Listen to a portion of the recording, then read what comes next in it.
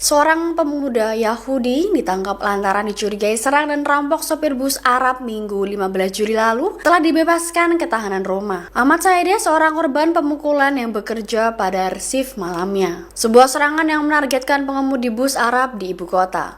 Tersangka dilaporkan mengenakan tank top dan naik bus bersama temannya pada pukul 1 dini hari waktu setempat. Lokasi berada di awal rute 69 di Neva Yaakov, sebuah pemukiman Yahudi di Yerusalem Timur. Saideh menyampaikan tersangka mendatangi dengan mulai memaki dan meminta identitasnya. Di saat Saideh akan bersedia memberikan identitasnya, pelaku tetap memukulnya dan teman pelaku ikut mencekik. Dengan aksi brutal itu, Saideh berhasil melarikan diri dengan menabrak pengemudi lain dan membantunya ke rumah sakit. Diketahui penegak hukum memperpanjang masa penahanan tersangka, namun ia dibebaskan dengan status tahanan rumah. Meskipun begitu, pernyataan jaksa telah diajukan pada tersangka penyerang dan dakwaan diperkirakan akan dijatuhkan. Sebanyak 25 negara barat secara terbuka menyerukan penghentian perang di Gaza, menjadi pertanda mereka terang-terangan mulai meninggalkan pemerintahan Benyamin Netanyahu. Mengutip Tribun News pada 22 Juli, hal ini muncul dari pernyataan gabungan negara-negara Uni Eropa, termasuk Perancis, Jerman, Belanda, Irlandia, hingga negara-negara Amerika Latin serta beberapa sekutu tradisional Israel. Pernyataan bersama itu menyatakan bahwa para pemimpin dunia menyebut penderitaan rakyat Palestina telah mencapai titik terendah baru, sekaligus menyatakan bahwa perang ini harus diakhiri saat ini juga dunia tidak bisa tinggal diam. Dengan begitu, Netanyahu kini sedang menghadapi tekanan internasional yang belum pernah terjadi sebelumnya. Seruan ini dilaporkan telah menambah daftar panjang negara-negara yang mulai menarik dukungan moral dan politik terhadap Israel, terkhusus dalam operasi militer di jalur Gaza yang telah berlangsung lebih dari 9 bulan.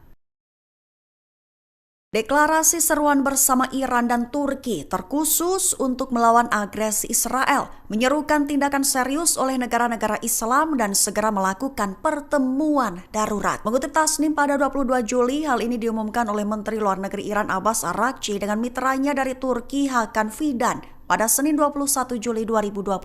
Dalam laporan, sumber utama Iran dan Turki menyerukan upaya segera dan terkoordinasi oleh negara-negara Islam, terutama untuk menghentikan kejahatan genosida rezim Israel di Gaza. Araghchi mengutuk keras kejahatan yang dilakukan oleh rezim Zionis di Gaza dan meningkatnya genosida, apalagi melalui penolakan yang disengaja untuk menyediakan air dan makanan bagi penduduk Palestina. Juga menyerukan tindakan serius dan segera oleh negara-negara Islam dan pertemuan darurat negara-negara Islam, termasuk melalui pertemuan puncak OKI, sekaligus mengaktifkan mekanisme konsultatif regional untuk menghentikan genosida di Gaza, juga untuk menghadapi agresi militer rezim pendudukan di seluruh kawasan.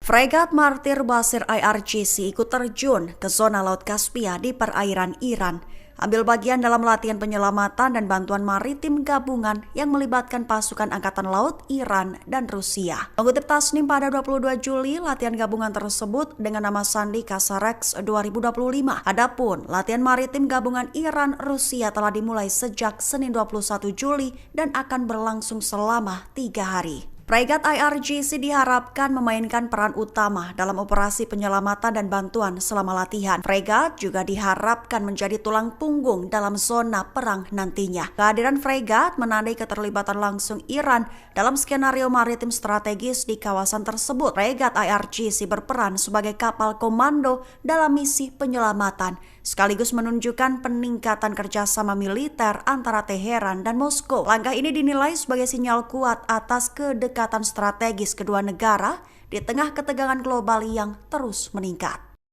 Lebih dari 18.500 tentara Israel menjadi korban luka di zona perang Gaza. Rafah terkini telah menjadi kuburan massal bagi para tentara musuh. Mengutip Amayadin pada 22 Juli, militer Israel mengumumkan tewasnya satu prajurit di Batalion 7020 Brigade ke-5. Ia adalah sersan staf cadangan Vladimir Loza, 36 tahun dari Ashkelon.